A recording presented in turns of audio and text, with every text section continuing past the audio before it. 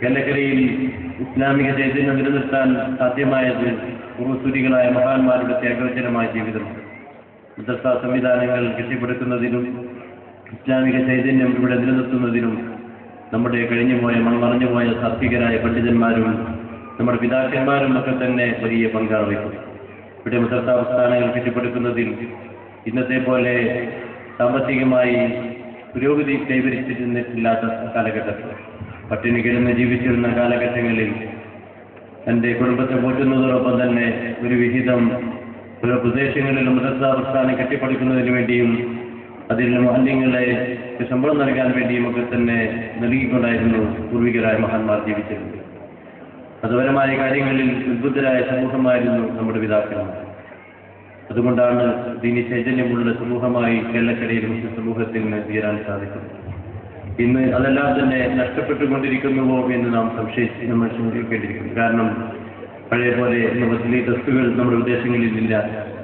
മദ്രസകളൊക്കെ തന്നെ ഇന്ന് നാമാവശേഷമായി കൊണ്ടിരിക്കുന്ന ഒരു അവസ്ഥയിലേക്ക് നീങ്ങിക്കൊണ്ടിരിക്കുന്നു. 5ാം ക്ലാസ്സിനുകൂടി മദ്രസ സംവിധാനങ്ങൾ ഇന്ന് പലയിടങ്ങളിലും കുറഞ്ഞുകൊണ്ടിരിക്കുകയാണ്. 5ാം ക്ലാസ്സിനുകൂടി മദ്രസ അവസാനിപ്പിക്കുകയും 6ലും 7ലേക്കും ഒക്കെ എത്തുമ്പോഴേക്ക് വിരലെണ്ണാവുന്ന വിദ്യാർത്ഥികൾ മാത്രം മതം പഠിക്കാൻ മുന്നോട്ട് വന്നുകൊണ്ടിരിക്കുന്നു. അതും ദിവസത്തിന് വളരെ 1 മണിക്കൂറിലേക്ക് പോലും ചുരുങ്ങിക്കൊണ്ടിരിക്കുന്ന അവസ്ഥയാണ് മതപരമായ വിഷയങ്ങളിൽ സമൂഹം താല്പര്യപ്പെട്ടുകൊണ്ടിരിക്കുന്നത്. ഭൗതിക വിഷയങ്ങളിലുള്ള ഭൗതികതയോടെയുള്ള അധികമായ താല്പര്യം മതപരമായ കാര്യങ്ങളിൽ ഇന്ന് നാം വിമുഖത കാണിച്ചുകൊണ്ടിരിക്കുന്നു. ജനസന്ധാനം ഭൗതിക വിദ്യാഭ്യാസം കരസ്ഥമാക്കി ഉന്നതമായ തൊഴിൽ ലഭിച്ച് ഉന്നത ശമ്പളത്തിന് ലഭിക്കുന്ന ജോലിക്കാരനായി മാറണമെന്ന ഒരു ചിന്ത മാത്രമാണ് ഇന്ന് സമൂഹത്തിലുള്ളത്. അതിനുവേണ്ടി ഭൗതിക വിദ്യാഭ്യാസം എത്രമാത്രം നൽകാനും മതവിദ്യാഭ്യാസത്തെ 5ാം ക്ലാസ് കൂടി അവസാനിപ്പിക്കാനും താല്പര്യപ്പെടുന്നു. പക്ഷെ പലപ്പോഴും ഇന്ന് സംഭവിച്ചുകൊണ്ടിരിക്കുന്ന യാഥാർത്ഥ്യങ്ങൾ നാം വളരെ പ്രതീക്ഷയിൽ കൂടി വളർത്തുന്ന നമ്മുടെ സന്താനങ്ങൾ ഭൗതിക വിദ്യാഭ്യാസം മാത്രം കരസ്ഥമാക്കിക്കൊണ്ട് നമ്മുടെ കുട്ടികളെ വളർത്തുമ്പോൾ, പ്രത്യേകിച്ച് മറ്റ് സംസ്ഥാനങ്ങളിലൊക്കെ തന്നെ വളഞ്ഞയച്ചുകൊണ്ട് നമ്മുടെ കുട്ടികളെ പഠിപ്പിക്കാൻ മുന്നോട്ട് വരുമ്പോൾ പലപ്പോഴും അവർ തിരിച്ചു വരുന്നത് മദ്യപാനികളായിക്കൊണ്ട് മയക്കുമരുന്ന് ഉപയോഗിക്കുന്ന ആളുകളുടെ കൂട്ടത്തിലായിക്കൊണ്ട് അങ്ങനെ സമൂഹത്തിനും കുടുംബത്തിനുമൊക്കെ തന്നെ ഒരു ഭാരമായി മാറിക്കൊണ്ടിരിക്കുന്ന ഒരു അവസ്ഥയിലേക്ക് ഇന്ന് സമൂഹം മാറിക്കൊണ്ടിരിക്കുന്നു. ഇന്ന് പലപ്പോഴും നാം കേട്ടുകൊണ്ടിരിക്കുന്ന വാർത്തകൾ അതാണ്. അത്തരത്തിലുള്ള പ്രവണതകളിലേക്ക് നമ്മുടെ വിദ്യാർത്ഥികൾ പോകാതിരിക്കണമെങ്കിൽ നന്മയും തിന്മയെ തിരിച്ചറിയാൻ കഴിയുന്ന വിജ്ഞാനം അവർക്ക് ചെറുപ്പത്തിൽ നൽകാൻ സാധിച്ചാൽ മാത്രമേ സാധിക്കൂ. ഭൗതിക വിദ്യാഭ്യാസം ആവശ്യമാണ്. അതോടൊപ്പം തന്നെ മതബോധമുള്ള സമൂഹമായി വളരാൻ സാധിച്ചാൽ മാത്രമേ നമ്മുടെ കുട്ടികളെ കൊണ്ട് നമുക്ക് ഗുണമുണ്ടാവുകയുള്ളൂ. ഇന്ന് തിന്മകൾ നിറഞ്ഞുകൊണ്ടിരിക്കുന്ന അന്തരീക്ഷമാണ് നമ്മുടെ ചുറ്റുപാടുമുള്ളത്. സാഹചര്യങ്ങൾ നമ്മെ തിന്മയിലേക്ക് നയിച്ചുകൊണ്ടിരിക്കുന്നു. ഇന്നത്തെ ആധുനിക വൈജ്ഞാനിക മേഖലയിൽ ഉണ്ടായിക്കൊണ്ടിരിക്കുന്ന സ്ഫോടനങ്ങൾ, ഇന്റർനെറ്റും മൊബൈൽ ഫോണും ടെലിവിഷനും ഒക്കെ തന്നെ ആധുനിക വൈജ്ഞാനിക മേഖലയുടെ പുരോഗതികൾ. ഇത് സമൂഹത്തിൽ നന്മയുടെ സന്ദേശങ്ങൾ നൽകുന്നതിനേക്കാൾ സമൂഹത്തിൽ തിന്മകൾക്കാണ് അത് കാരണമായിക്കൊണ്ടിരിക്കുന്നത് എന്നുള്ളത് നിഷേധിക്കാൻ സാധിക്കും. ഇന്ന് നമ്മുടെ ചുറ്റും നടന്നുകൊണ്ടിരിക്കുന്ന ഏത് കുറ്റകൃത്യങ്ങൾ എടുത്തു നോക്കുകയാണെങ്കിലും അതിലൊക്കെ തന്നെ നമ്മുടെ ഇന്നത്തെ ആധുനിക വൈജ്ഞാനിക പുരോഗതിയുടെ സ്വാധീനങ്ങളാണ് എന്ന് നമുക്ക് കാണാൻ സാധിക്കും. ഇന്റർനെറ്റിന്റെ അമിതമായ സ്വാധീനങ്ങൾ ലൈംഗികമായ അരാജകത്വങ്ങൾക്ക് പോലും വഴി തെളിയിച്ചുകൊണ്ടിരിക്കുകയാണ്. ഇന്ന് നമ്മൾ ചുറ്റും നടന്നുകൊണ്ടിരിക്കുന്ന ഏത് കുറ്റകൃത്യങ്ങൾ എടുത്തു നോക്കിയാലും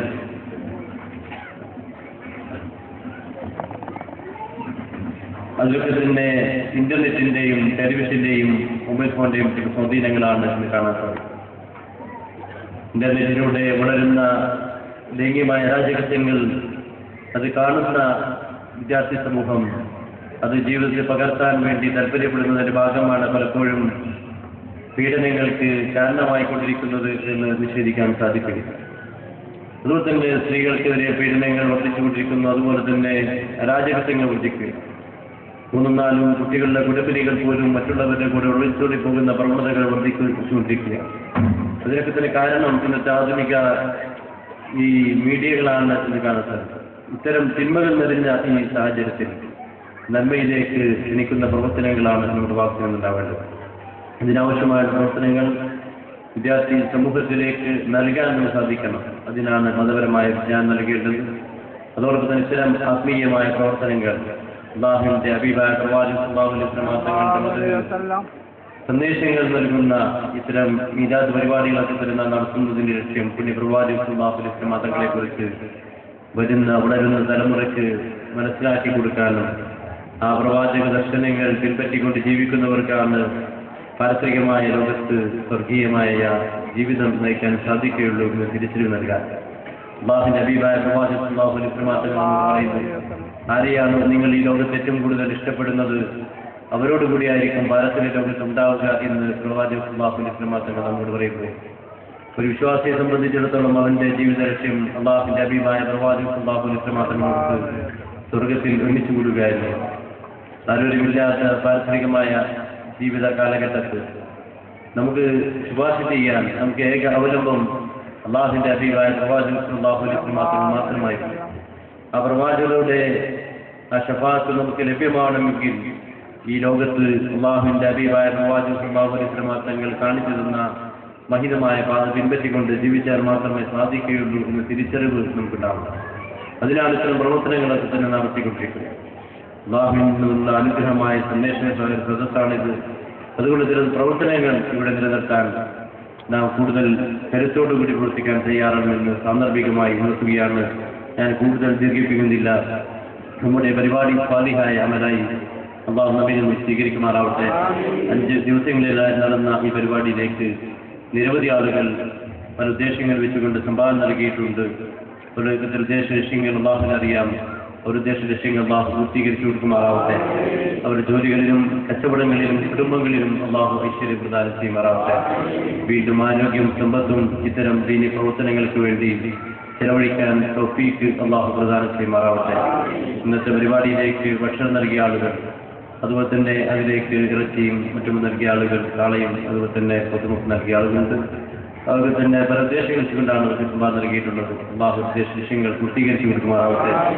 ഓരോ കച്ചവടങ്ങളിലും കുടുംബങ്ങളിലും അല്ലാഹു ഐശ്വര്യം പ്രദാനം ചെയ്യുമാറാവട്ടെ.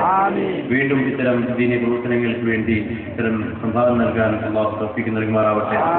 മരിച്ചുപോയ നിരവധി നമ്മുടെ ബന്ധുക്കളുണ്ട്. അല്ലാഹു അവർക്ക് മഗ്ഫിറത്തും മർഹമത്തും പ്രദാനം ചെയ്യുമാറാവട്ടെ. അവരുടെ കബറിടം അല്ലാഹു വിശാലമാക്കി കൊടുക്കുമാറാവട്ടെ. സ്വർഗത്തിന്റെ പൂന്തോപ്പാക്കി മാറ്റുമാറാവട്ടെ. അവരെ നമ്മയും അല്ലാഹു ജന്നാത്തുനായി റസൂലുള്ളാഹി സ്വല്ലല്ലാഹു അലൈഹി വസല്ലം തങ്ങളുടെ ഒരുമിച്ച് കൂടാൻ തൗഫീഖ് അല്ലാഹു നമുക്ക് പ്രദാനം ചെയ്യുമാറാവട്ടെ. നമ്മളോട് ബന്ധപ്പെട്ട ഒരാളുകളും പലതരത്തിലുള്ള ശാരീരിക മാനസിക അസുഖങ്ങൾ ബുദ്ധിമുട്ടുന്നവർ സഹോദരങ്ങളുണ്ട്, സഹോദരിമാരുണ്ട്, മാരക രോഗങ്ങൾ പിടിപെട്ട ആളുകളുണ്ട്. അല്ലാഹു ദാസങ്ങളൊക്കെ തന്നെ ഈ മഹത്തായ സദസ്സിന്റെ പുണ്യം കൊണ്ട് അല്ലാഹു ശിഫ നൽകി കൊടുക്കുമാറാവട്ടെ. ക്യാൻസർ ബാധിച്ച രോഗികളുണ്ട്, ഹൃദയ സംബന്ധമായ രോഗികളുണ്ട്, കിഡ്നി സംബന്ധമായ രോഗികളുണ്ട്. അല്ലാഹു ശിഫ നൽകി കൊടുക്കുമാറാവട്ടെ.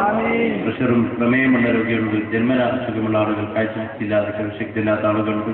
അല്ലാഹു ശിഫ നൽകി കൊടുക്കുമാറാവട്ടെ. മാനസിക രോഗികളുണ്ട്, അപസ്മാര രോഗികളുണ്ട്, ശരീരം പിഴഞ്ഞുപോയ രോഗികൾ, ശരീരത്തിന്റെ വിവിധ ഭാഗങ്ങൾ ചെറുതും വലുതുമായ രോഗമുള്ള ആളുകളുണ്ട്. അല്ലാഹു അവർക്ക് തന്നെ ശിഫ നൽകി കൊടുക്കുമാറാവട്ടെ. ആശുപത്രി കഴിഞ്ഞ് ഐസിയുന്ന രോഗികളുണ്ട്, അപകടങ്ങളിൽപ്പെട്ട ആളുകളുണ്ട്. അല്ലാഹു എളുപ്പത്തിൽ ശിഫ നൽകി കൊടുക്കുമാറാവട്ടെ. അപകട മരണത്തെ തൊട്ടും പെട്ടെന്നുള്ള മരണത്തെ തൊട്ടും അല്ലാഹു നമ്മേവരെയും കാത്തു സംരക്ഷിക്കുമാറാവട്ടെ. നമുക്ക് ഏവർക്കും നാഫിയൻ അല്ലാഹു പ്രദാനം ചെയ്യുമാറാവട്ടെ. നമ്മുടെ സന്താനങ്ങൾ സ്വാലിഹായ സന്താനങ്ങളായി കൊടുക്കാൻ തൗഫീഖ് അല്ലാഹു പ്രദാനം ചെയ്യുമാറാവട്ടെ. നമുക്ക് നേതൃത്വം നൽകുന്ന പല പണ്ഡിതന്മാരും ശ്രീമസിയാരൊക്കെ പണ്ഡിതന്മാർ പലരും രോഗികളാണ്. അല്ലാഹു ദീർഘായുസ്സും ആഫിയത്തും പ്രദാനം ചെയ്യുമാറാവട്ടെ. ആരോഗ്യത്തോടുകൂടി ആഫിയത്തോടുകൂടി ഈ പ്രസ്ഥാനത്തിന് നമുക്കൊക്കെ തന്നെ മാലിന്യ നേതൃത്വം നൽകാൻ അല്ലാഹു തൗഫീഖ് നൽകുമാറാവട്ടെ. നാം അറിഞ്ഞും അറിയാതെ ചെയ്തുപോയ ചെറുതും വലുതുമായ പാപങ്ങളൊക്കെ തന്നെ അല്ലാഹു മാപ്പാക്കി പെരുമാറാവട്ടെ. മരിക്കുമ്പോൾ കലിമത്ത് തൗഹീദ് ഉച്ചരിച്ച് മരിക്കുന്ന സൗഭാഗ്യമായ കൂട്ടത്തിൽ അല്ലാഹു നമ്മെ ഏവരെയും ഉൾപ്പെടുത്തുമാറാവട്ടെ. റസൂലുള്ളാഹി സ്വല്ലല്ലാഹു അലൈഹി വസല്ലം തങ്ങളുടെ ശഫാഅത്ത് ലഭിക്കുന്ന സജ്ജനങ്ങൾ കൂട്ടത്തിൽ അല്ലാഹു നമ്മെ ഏവരെയും ഉൾപ്പെടുത്തുമാറാവട്ടെ. റസൂലുള്ളാഹി സ്വല്ലല്ലാഹു അലൈഹി വസല്ലം തങ്ങളുടെ കൈകളിൽ നിന്നും ഹദീസ് കുടിക്കാൻ സൗഭാഗ്യം അല്ലാഹു പ്രദാനം ചെയ്യുമാറാവട്ടെ. കടങ്ങൾ കൊണ്ട് ബുദ്ധിമുട്ടുന്ന ആളുകളുണ്ട്, കടം വീട്ടുവാൻ തൗഫീഖ് അല്ലാഹു പ്രദാനം ചെയ്യുമാറാവട്ടെ. വീടുകളില്ലാതെ വിഷമിക്കുന്ന ആളുകളുടെ വീട് നിർമ്മിക്കാൻ തൗഫീഖ് അല്ലാഹു പ്രദാനം ചെയ്യുമാറാവട്ടെ. വീട് നിർമ്മാണം തുടങ്ങിയവരുടെ എത്രയും പെട്ടെന്ന് പൂർത്തീകരിക്കാൻ തൗഫീഖ് അല്ലാഹു പ്രദാനം ചെയ്യുമാറാവട്ടെ. വിവാഹപ്രായമെത്തിയ സഹോദരങ്ങളുണ്ട്, സഹോദരിമാരുണ്ട്. സാമ്പത്തിക പ്രയാസം കാരണം നടത്താൻ കഴിയാതെ വിഷമിക്കുന്ന പല സഹോദരിമാരുണ്ട്. അർഹമായ ഇണകളെ അല്ലാഹു അവർക്ക് പ്രദാനം ചെയ്യുമാറാവട്ടെ. കുട്ടികളില്ലാതെ വിഷമിക്കുന്ന ദമ്പതികളുടെ പല സന്താനങ്ങളും അവർ പ്രദാനം ചെയ്യുമാറാവട്ടെ. ഗർഭിണികളായ സഹോദരിമാരുണ്ട്, പുസ്തകം എളുപ്പമാക്കി കൊടുക്കുമാറാവട്ടെ. മതപരമായും ഭൗതികപരമായും വിജ്ഞാനം കരസ്ഥമാക്കാൻ പഠിക്കുന്ന വിദ്യാർത്ഥിനികളുമുണ്ട്. ഉന്നതമായ വിജയം പ്രദാനം ചെയ്യുമാറാവട്ടെ. ഹജ്ജും ഉംറയും ചെയ്യാൻ ഉദ്ദേശിക്കുന്നവർ സഹോദരങ്ങളും സഹോദരിമാരുണ്ട്. ആരോഗ്യത്തോടുകൂടി ഹജ്ജും ഉംറയും ചെയ്യാൻ തൗഫീഖ് പ്രദാനം ചെയ്യുമാറാവട്ടെ. വരും കാലങ്ങളിൽ സമൂഹത്തിന് ആരോഗ്യത്തോടുകൂടി ഹജ്ജും ഉംറയും ചെയ്യാൻ തൗഫീഖ് പ്രദാനം ചെയ്യുമാറാവട്ടെ. ഈ പരിപാടിയുടെ വിജയത്തിനായി മാസങ്ങളോളമായി ഇതിന്റെ വിജയത്തിനായി ഓടി നടക്കുന്ന നമ്മുടെ യുവാക്കളുണ്ട്, സഹോദരങ്ങളുണ്ട്. അല്ലാഹുവിന്റെ ദീർഘായുസ്സും ആഫിയത്തും ഒക്കെ പ്രദാനം ചെയ്യുമാറാവട്ടെ. ഇനിയും ഇത്തരം ദീനീയ പ്രവർത്തനങ്ങളിൽ കൂടി ആരോഗ്യത്തോടുകൂടി ആഫിയത്തോടുകൂടി പ്രവർത്തിക്കാൻ തൗഫീഖ് നമുക്കും പ്രദാനം ചെയ്യുമാറാവട്ടെ. നമ്മുടെ പരിപാടി സ്വാലിഹായ അമലായി അല്ലാഹു നമ്മിൽ നിന്നും സ്വീകരിക്കുമാറാവട്ടെ എന്ന് പ്രാർത്ഥിച്ചുകൊണ്ട് വേദിയുടെ ഔപചാരികമായ ഉദ്ഘാടന കർമ്മം ബിസ്മില്ലാഹിർ റഹ്മാനിർ റഹീം എന്ന തിരുവചനം നിർവഹിക്കുന്നു.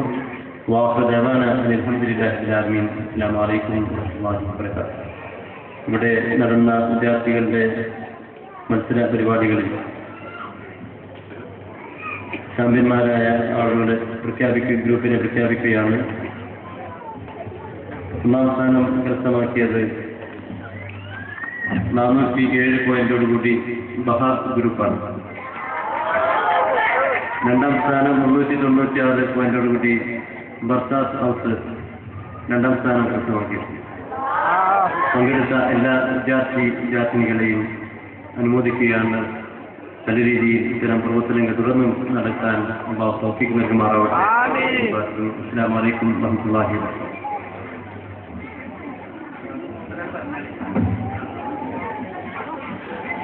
ഒരാഴ്ചയോളം നീണ്ടുനിന്ന ഹൗസ് മത്സരത്തിൽ വിജയികളായ ടീമിനുള്ള ട്രോഫി തങ്ങളിവിടെ നൽകും. ഇപ്രാവശ്യത്തെ ചാമ്പ്യന്മാരായി തിരഞ്ഞെടുക്കപ്പെട്ടിട്ടുള്ളത് പേര് പോലെ തന്നെ വസന്തം വാരികേറിയ ബഹാർ ഹൗസാണ്. ബഹാർ ഹൗസിന് വേണ്ടി സമ്മാനം നൽകാൻ തങ്ങളെയും ട്രോഫി സ്വീകരിക്കാൻ വേണ്ടി ലീഡേഴ്സിനെയും സാദരം ക്ഷണിച്ചുകൊള്ളും.